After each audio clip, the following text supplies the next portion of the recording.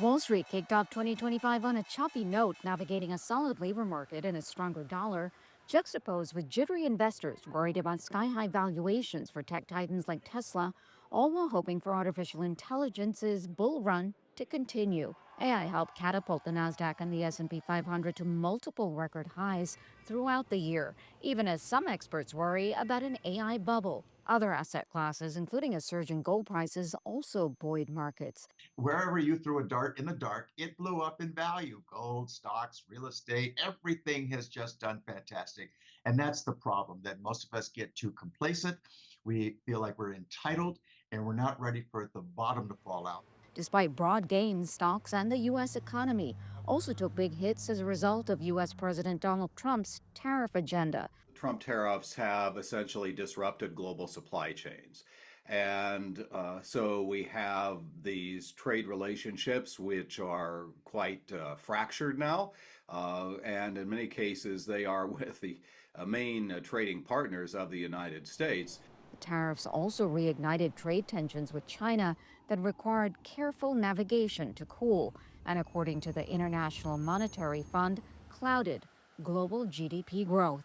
Nevertheless, U.S. companies became more nimble, finding ways to mitigate tariff threats, and American consumers stayed resilient, coming to the rescue of the American economy time and time again in 2025. Trump also challenged the Federal Reserve, in particular its top chief Jerome Powell, saying interest rates were too high. He blamed Powell for rising costs and a housing and affordability crisis in the U.S. But the outgoing Fed chair stood his ground. If you get away from tariffs, inflation is in the low twos, right? So it's really tariffs that's causing most of the inflation overshoot. The U.S. Central Bank did cut interest rates 3 times this year as it tried to balance stubborn inflation with a cooling labor market and rising unemployment. Volatile cryptocurrencies also found fresh highs in 2025 thanks to an influx of institutional investment and a more favorable U.S. regulatory environment.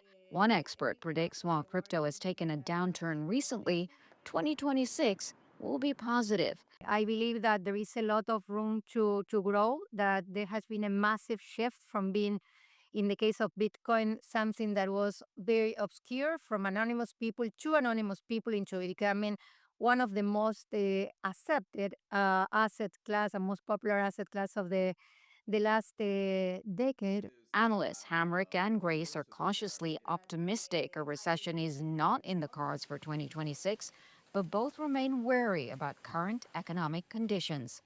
If you take artificial intelligence out of capital investment, it is essentially flat in the United States. And then you have sectors like manufacturing, like the housing sector, which are not doing well at all. It's not about the prediction. To me, it's about the preparation. And most of us are not at all prepared for the losses. We haven't figured out what are our exit strategies to get my life savings off the Titanic as opposed to watch it sink. A cautionary tale that looms even as President Trump, whose administration just weathered the longest U.S. government shutdown in history, has promised an economic boom in 2026. Karina Mitchell, CGTN, New York.